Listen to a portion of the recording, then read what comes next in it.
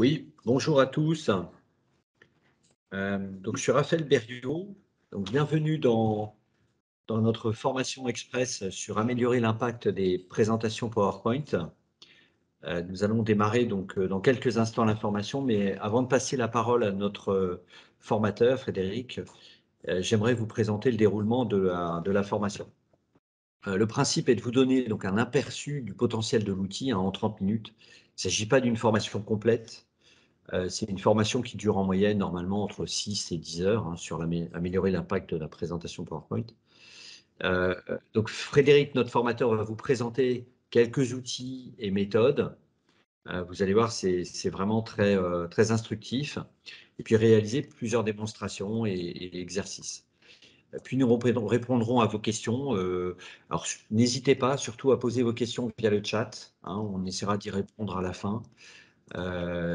Pour info, nous enregistrons ce webinaire, donc vous aurez accès à un replay si vous le souhaitez par la suite à la demande.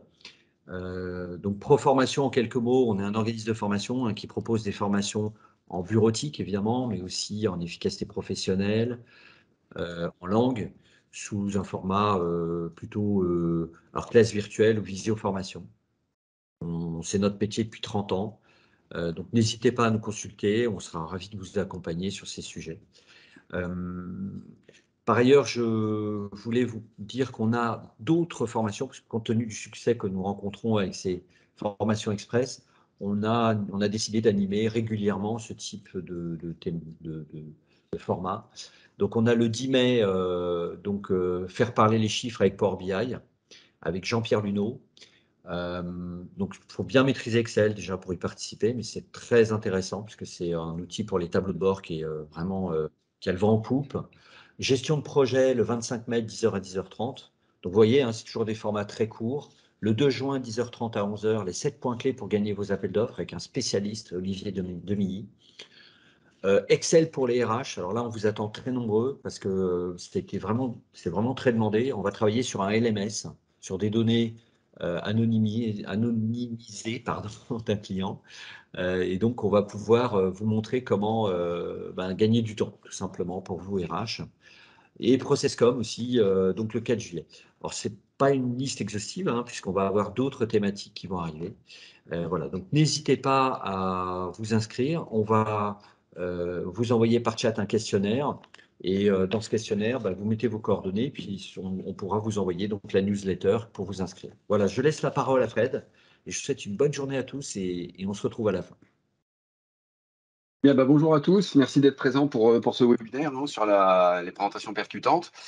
Donc, comme le disait très bien Raphaël, l'idée c'est de vous présenter quelques outils, alors plutôt nouveaux dans les dernières versions de l'outil, qui vont permettre de rendre vos présentations un petit peu plus impactantes. Donc, on va commencer par une petite présentation globale. Il y a un aspect un peu théorique, mais pour vous dire simplement que ce type de présentation, de formation, c'est tout public. Il suffit de manipuler un PC pour y participer. Donc, il n'y a pas de prérequis particulier. Et enfin, en termes d'objectifs, j'allais dire que tout est dans le titre. L'objectif, puisque aujourd'hui, on n'imagine pas une réunion sans un PowerPoint. Donc, il faut éviter d'être soporifique. Petit focus sur les modalités et la durée. Donc, Raphaël évoquait donc le format de 6 à 10 heures à peu près pour cette formation. Alors, il peut y avoir des formations complémentaires. On va y revenir juste après, compte tenu des axes de compétences à maîtriser. Mais donc, on propose tout type de modalités, c'est-à-dire présentiel, distanciel, webinaire, classe virtuelle, coaching, ou présentiel traditionnel, évidemment, en fonction des circonstances, avec des durées qui peuvent être variables. Donc, ça peut être du full distanciel, ça peut être de l'hybride avec du présentiel distanciel. Enfin bon, ça, c'est vraiment à la demande. Alors, pour rentrer dans le vif du sujet, la difficulté de ce type de formation, c'est que ça couvre potentiellement 4 axes de compétences. Donc, d'abord, il faut une qualité rédactionnelle, parce que vous avez quand même un contenu à défendre. Donc ça, c'est la première phase. Donc, on aborde en surface, évidemment, cet aspect-là lors des formations. Mais si vous voulez des formations complémentaires sur le contenu, donc comment rédiger un contenu, on peut aussi vous proposer ce type de formation. Dans notre formation, on est beaucoup plus axé sur la technique outil et la communication. Donc ça sont vraiment les deux aspects centraux de la formation. Donc l'outil, en l'occurrence PowerPoint, et puis la communication, comment on va mettre un petit peu en valeur tous les messages que vous avez à faire passer. Et enfin, le dernier axe de compétences qu'on va être amené à traiter, c'est évidemment l'art oratoire. Traditionnellement, une présentation, ça s'anime oralement, donc il y a aussi cet aspect-là qui est important, donc la prise de parole en public. Donc là encore, on aborde très légèrement cet aspect-là dans la formation, en se servant de l'outil en particulier. Mais là encore, si vous voulez plus d'informations sur ce sujet, plus de formation sur ce sujet-là, on a des formations plutôt axées sur la prise de parole en public. Alors, concernant le programme, donc là, c'est un programme évidemment, qui est indicatif, enfin, c'est quand même presque un tronc commun de la plupart des formations.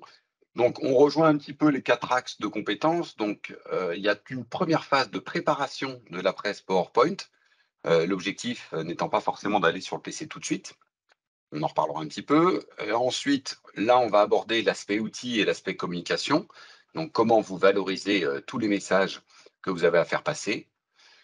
Harmoniser sa présentation, pour les gens qui sont en entreprise, ça peut être important parce que ils ont en général une charte graphique à respecter.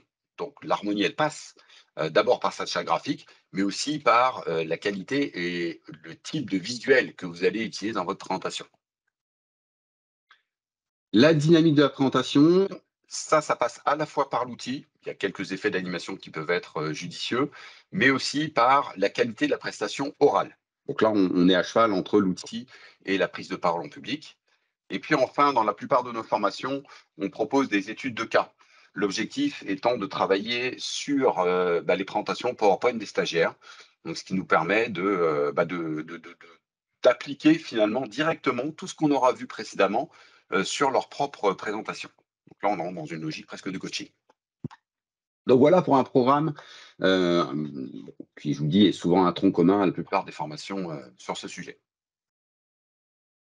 Alors, on va passer ce que j'appelle workshop. Donc, on va faire quelques petites manipulations sur l'outil, à commencer par le plan. Donc, je vous disais, normalement, vous avez un contenu à défendre. Ce contenu, plutôt que de le taper directement dans PowerPoint, c'est toujours plus judicieux de construire un plan de votre intervention. Alors là encore, ce n'est pas le sujet principal de la formation, mais on pourrait aborder la notion de mind mapping, justement pour construire un contenu. Donc, vous avez des outils de mind mapping. Alors, d'autres préféreront papier-crayon, mais c'est une façon de structurer sa pensée et donc d'organiser son contenu avant d'aller sur un outil, alors que ce soit PowerPoint, Keynote ou Google Slide. Donc ça, c'est l'aspect théorique. On n'est pas encore sur le PC. Et puis, évidemment, une fois que ce contenu aura été déterminé, alors contenu qui pourrait être aussi un plan, au-delà du mind mapping, on va commencer à travailler un petit peu sur justement la valorisation des messages que l'on aura identifiés lors de cette phase de réflexion. Alors là, je vais passer en mode démo et je vais vous montrer quelques petits outils qui, là, on va vraiment parler de communication et voir comment on peut mettre en valeur très rapidement un message. Alors, 2 premiers exemples, une liste à puces et puis un certain nombre d'objets que je vais d'ailleurs pour le moment enlever ici. Je vais les déplacer pour vous montrer d'abord une première manipulation. Une liste à puces de ce type-là, c'est finalement très austère. Donc, on a des points, des puces violettes, peu importe, du texte. Et on va essayer de mettre en valeur ça très rapidement. Donc, l'objectif, il est quadruple, si j'ose dire. Il faut à la fois que ce soit rapide, que ce soit un peu plus sexy qu'une simple liste à puces. Il faut potentiellement que ce soit également malléable. Et puis, ça serait peut-être pas mal que ce soit également animable. Et un des objets qui répond à ces 4 objectifs, c'est le Smart Art. Alors que certains d'entre vous connaissez peut-être, mais pas forcément en insertion, mais là, on va l'utiliser plutôt en conversion. Donc, on va transformer la liste à puces en schéma Smart Art. Donc, techniquement parlant, je vais sélectionner donc cette zone de liste à puces et dans l'onglet Accueil, au niveau du groupe d'outils qui s'appelle Paragraphe, vous avez ici une petite icône verte qui peut être d'ailleurs sous forme d'intitulé pour certains d'entre vous et qui s'appelle Convertir en graphique Smart Art. Donc là, vous allez avoir un certain nombre de propositions. Alors, il y en a peu par rapport à ce que la totalité des schémas qui sont proposés. Et puis surtout, bon, ils ne sont pas forcément tous pertinents. Proposer un cycle dans le cadre d'un sommaire, par exemple, c'est pas forcément pertinent. Donc l'astuce va aller un petit peu plus loin. Bon, là, déjà, on voit que y a quand même des choses un petit peu plus sympas rapidement. Mais si je vais dans Autres graphiques SmartArt, vous avez une liste un petit peu plus complète. Et surtout, les schémas sont rangés par catégorie.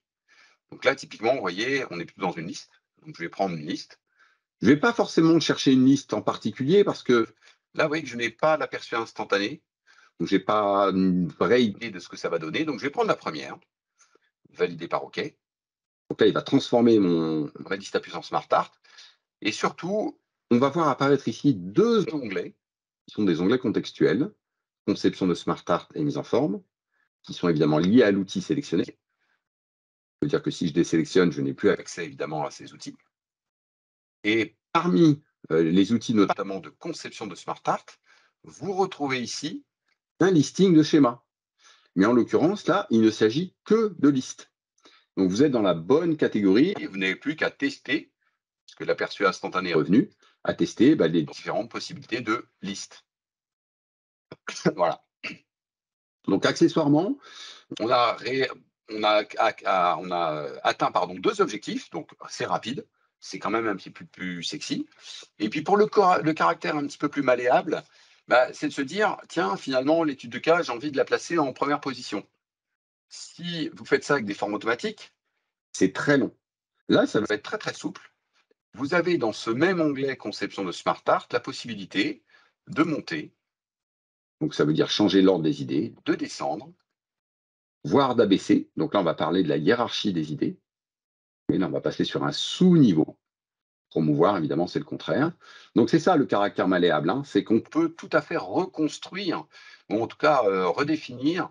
Là, je vais ajouter une forme, pareil. Je tiens finalement l'étude de cas que je vais redescendre un peu plus bas.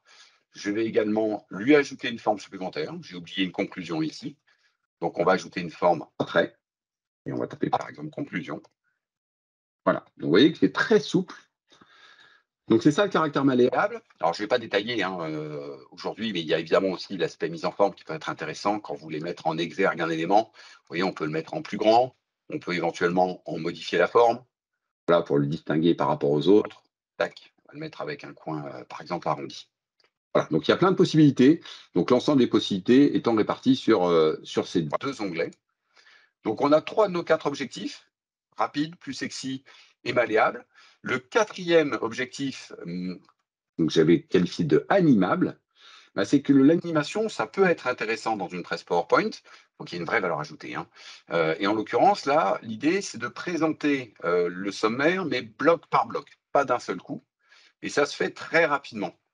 Là encore, dans PowerPoint, le problème, c'est que l'animation, c'est rapidement assez chronophage. Et là, vous allez voir que ça ne va pas nous faire perdre beaucoup de temps.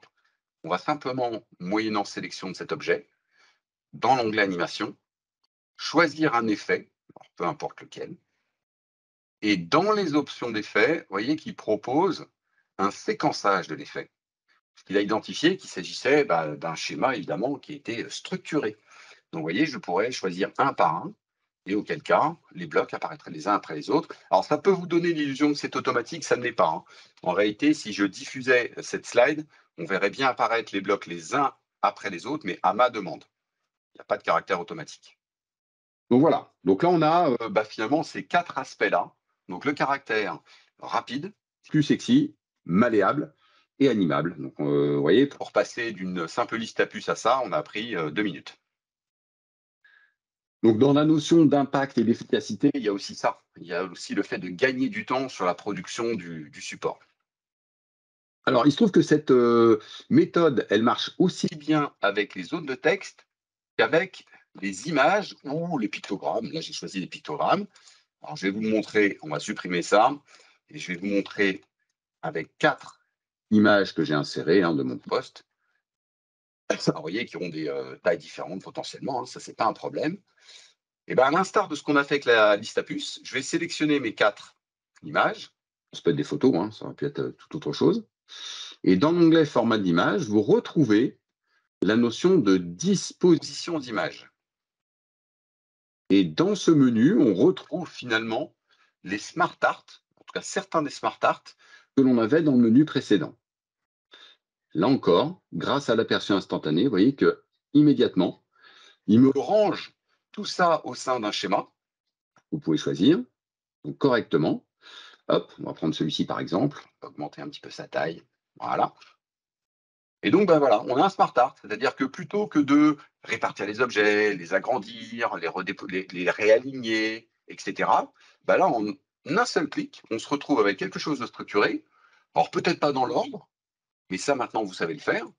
Si finalement cet écran d'ordinateur devait être en première position, et ben, dans Conception, on va monter hop, ce bloc ou le descendre.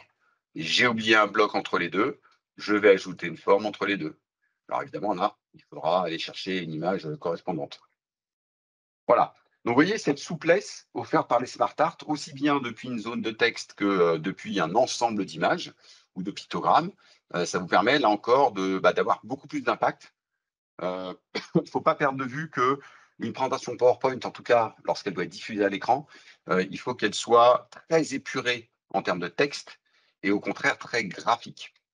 Donc, c'est aussi la philosophie d'une presse PowerPoint impactante. Donc voilà pour ce premier exemple d'outil, qui est assez simple finalement, mais qui sert beaucoup et qui permet de gagner du temps, je vous disais, dans la production des contenus. Alors, je vais vous présenter un deuxième outil, mais cette fois, on va faire un petit détour par Excel. Parce que j'imagine que beaucoup d'entre vous ont des chiffres à présenter et que les chiffres, on ne les fait pas forcément dans PowerPoint, on a déjà des sources dans Excel. Et là, je vais vous présenter un document Excel. Donc, il y a une base de données et puis un petit tableau croisillamique qui est issu de cette, de cette base de données. Alors, je vais commencer par vous présenter un petit module. Je vous précise tout de suite qu'en fonction des organisations, il est possible que vous n'ayez pas accès à ces outils. Ça, c'est l'informatique qui décide. En général, le premier là, que je vais vous présenter, il n'est pas toujours accessible parce qu'il s'agit d'un store Microsoft. Le second, en revanche, bon, par expérience, il est quand même souvent accessible, mais à vérifier auprès de vos organisations. Alors, le premier que je vais vous présenter, il se retrouve dans Insertion, et vous avez des compléments, parmi lesquels People Graph. Donc là, ça va vous permettre de créer une petite infographie assez rapide, que vous copierez ensuite pour la coller dans votre PowerPoint. Alors ça, c'est, je vous disais, un tableau croisé issu de cette source, mais ça pourrait être un tableau de bord traditionnel. Et dans Complément, je vais lancer People Graph. Donc là, c'est une connexion en fait qui se fait par rapport à. Il va quand même sur Internet pour connecter l'infographie. Il est un petit peu long là. Voilà, ça arrive. Et donc, dans cette petite infographie, qui est un simple exemple, on va ici identifier deux icônes. La première, sous forme de tableau, qui va vous permettre de donner, je vais mettre là par exemple 2022, et je vais évidemment sélectionner les données à représenter. Là, on va déterminer qu'on sélectionne ce tableau-là, sans le total, bien sûr, et je vais créer l'infographie. Voilà, vous voyez, ça a pris 15 secondes. Il n'y a plus qu'ensuite à paramétrer un petit peu l'infographie grâce à la roue crantée. Et là, vous avez alors des types possibles, vous avez des thèmes possibles, et enfin, vous avez des formes possibles. Voilà, alors, le traditionnel, toc, on va partir là-dessus. Donc, vous voyez, ça s'est créé en quelques secondes. Donc, à vérifier, je vous disais, sur vos propres Excel, savoir si c'est accessible. Et puis, une fois que l'infographie est réalisée, en sachant qu'elle est liée, quand je dis liée, si je change la source et que j'actualise le tableau croisillamique, par répercussion, ça va évidemment actualiser l'infographie. Mais si la finalité, c'est de récupérer cette source pour la coller dans un PowerPoint, vous avez juste à faire un vulgaire copier-coller. Donc, vous copiez l'infographie, vous allez dans votre PowerPoint et vous le collez. Donc là encore, on a quand même plus d'impact que de copier-coller le tableau croisillamique dans une slide PowerPoint. Le deuxième outil que je vais vous présenter, qui est dans Excel, ça va surtout intéresser les gens qui ont besoin de faire des représentations géographiques. Ça peut être un volume de production sur des sites répartis dans le monde, ça peut être, comme c'est le cas ici, puisque c'est plutôt une base de données RH, la répartition des effectifs dans le monde, par ville, etc. Donc là, j'ai dans cette base de données justement plusieurs informations géographiques. J'ai le CP, j'ai la ville, j'ai le pays. Et là, par exemple, j'aimerais avoir la répartition des effectifs par pays. Donc, combien j'ai de personnes en France, en Allemagne, en Belgique. Alors, tout le monde peut penser à un tableau croisé dynamique suivi potentiellement d'un graphique croisé dynamique. Nous, on va préférer une carte croisée dynamique, une carte géographique en 3D. Donc, l'outil se trouve également dans l'insertion. Ça s'appelle 3D Maps ou carte 3D. C'est pas forcément traduit en. Ça a pu être traduit en anglais, là encore, dans certaines de vos organisations. Donc là, je vais créer une nouvelle visite guidée. Je ne vais pas prendre celle qui existe pour vous montrer. Donc voilà comment ça se présente. Vous retrouvez un globe terrestre que je peux faire pivoter. Donc là, j'utilise ma souris, bêtement. Le fait de zoomer, ça c'est juste ma molette de souris. Tac. Et puis surtout, j'ai la liste des champs de ma base de données, puisque c'est connecté. Lui, en fait, a matché les champs de ma base avec les champs de sa base de données. Donc lui propose toutes ces coordonnées géographiques. Donc les coordonnées XY, tout ce qui est coordonnées GPS, donc latitude, longitude, ville, région, département. Et il a identifié que dans ma base, il y avait un champ adresse qui correspondait à rue pour lui. Il a identifié que pays chez moi, c'était pays-région chez lui. Donc il a matché les champs. Mon analyse, moi, et on va reprendre celle-ci, de représenter la répartition des effectifs par pays. Donc, comme on ferait un tableau croisé dynamique, je vais attraper, alors déjà, je vais lui spécifier que je fais une analyse par pays, et ensuite, je vais simplement lui dire, compte-moi le nombre de noms par pays. Donc, à l'instar d'un tableau croisé dynamique, je vais attraper le champ nom. Alors, vous êtes peut-être habitué au champ de valeur dans un tableau croisé. Là, ça s'appelle un champ de hauteur. Donc, je vais glisser-déposer le champ nom dans le champ de hauteur. Et là, vous voyez que déjà, tac, tac, si j'aplanis un petit peu, que je zoome un petit peu, je vais enlever le calque pour le moment, j'ai bien la représentation géographique des données. Si j'amène mon curseur sur une des barres, on a bien le chiffre qui apparaît. Et vous pouvez customiser assez rapidement cette petite infographie, enfin cette géographie, je devrais dire, avec l'unique onglet qui est proposé dans l'outil et qui permet, par exemple, de changer de thème. On pourrait avoir, je ne sais pas, une carte géographique de ce type. On pourrait y ajouter les étiquettes de cartes pour plus de précision. On pourrait passer en carte plane, hop, ou pas, etc. Et vous avez également la possibilité de travailler un petit peu sur les options, ce qu'ils appellent les options de calque. Donc là, par exemple, on pourrait modifier la couleur des éléments, on pourrait modifier également la forme des éléments, et hop, etc. Donc on peut jouer sur les caractères hauteur, on peut jouer sur l'épaisseur des éléments. Enfin, c'est assez intuitif. Très honnêtement, une fois que vous connaissez l'outil, vous verrez, il n'y a pas 50 onglets, il y en a un seul. Tout est là. Et vous pouvez faire des analyses peut-être un petit peu plus pointues. Si je affiche la liste des champs et qu'admettons je veuille un distinguo par entité, je vais attraper entité. Et cette fois, je vais le mettre dans ce que lui appelle le champ de catégorie. On va avoir un petit distinguo. Vous voyez, là, pareil, je vais enlever la liste des champs. On va enlever ça. Donc là, j'ai une répartition alors qui est empilée dans un premier temps, qui pourrait être juxtaposée si vous le souhaitez. Et lorsqu'on a un seul champ et pas de catégorie, on peut aussi présenter les données de façon différente. Vous voyez là, sous forme de surface, on va dire, d'étoiles, pour le coup, de densité, voire de couleur de carte, avec une légende qui vous donne un petit peu une échelle. Donc pour finir sur cet outil, sachez que ça c'est une visite guidée, c'est donc une analyse, mais on peut en faire d'autres. À chaque fois que vous rouvrez l'outil, il vous propose soit d'accéder à la visite guidée précédente, soit d'en créer une nouvelle. C'est ce que j'ai fait juste un instant.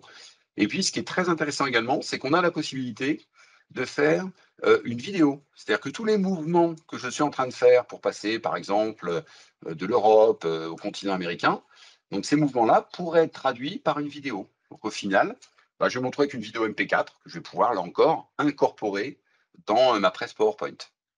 On peut évidemment passer par des captures d'écran traditionnelles aussi. Bon, typiquement, si vous avez ce genre d'analyse à faire, c'est peut-être même plus judicieux, même au cours d'une presse PowerPoint, de venir sur l'outil Excel et de faire la démo dans l'outil Excel, parce que c'est assez spectaculaire, plutôt que de figer l'information dans une presse PowerPoint. Mais ça, c'est un choix d'animation. Donc, je vais enlever. Donc, la fenêtre, c'est une fenêtre à part entière. Il suffit de fermer l'outil. Et vous voyez que là, si je retourne dans mon 3D Maps, on a bien vu que là, il y avait 2 visites guidées qui avaient été produites. Donc là, je peux réaccéder à l'une d'entre elles ou en créer une nouvelle. Donc voilà pour ce petit intermède Excel, avec souvent, je vous dis, des données qui vont se retrouver ensuite dans le PowerPoint.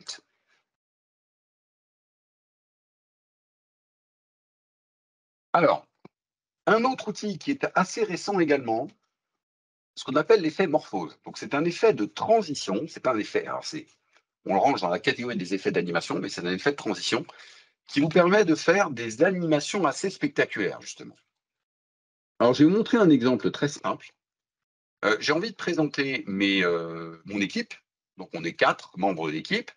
Et j'ai envie de faire un focus sur chacun d'entre eux pour les présenter. Donc, je vais commencer par faire un petit duplicata de cette diapositive. Et vous allez voir que l'effet morphose, en fait, il va évaluer la position des éléments, la couleur des éléments, la taille des éléments à un instant T. Et ensuite, moi, je vais faire une deuxième diapo sur laquelle je vais modifier la taille des éléments, la couleur et la position. Donc, exemple ici, sur ce duplicata que je viens de réaliser, je vais mettre en valeur cette personne au détriment des 3 autres. Donc, ces 3 autres, je vais les réduire un petit peu en termes de taille. Allez, on va les réduire encore un peu. Je vais changer leur couleur, mettre une couleur un petit peu plus passée. Et puis, on va par exemple déplacer les éléments. Donc, on va laisser ici. Je vais prendre d'abord celle-ci que je vais mettre un peu plus au centre. Voilà. Ici, je vais la décaler de l'autre côté. Toc, cette personne, je vais la décaler de ce côté. Et enfin, pour finir, je vais augmenter la taille de cette diapo. Donc là, je n'ai fait aucun effet d'animation pour le coup. C'est simplement, je vous disais, repositionnement, redimensionnement et éventuellement recoloration des éléments. Que ce soit des formes automatiques, que ce soit des pictogrammes, que ce soit des photos comme c'est le cas ici, peu importe. Donc lui, il va évaluer justement cette différence entre l'instant T et l'instant T plus 1. Et tout simplement, sur ce T plus 1, l'instant T plus 1, je vais appliquer une transition, donc dans l'onglet qui est ici, transition qui s'appelle morphose. Alors là encore, je vous parle des dernières versions de Office.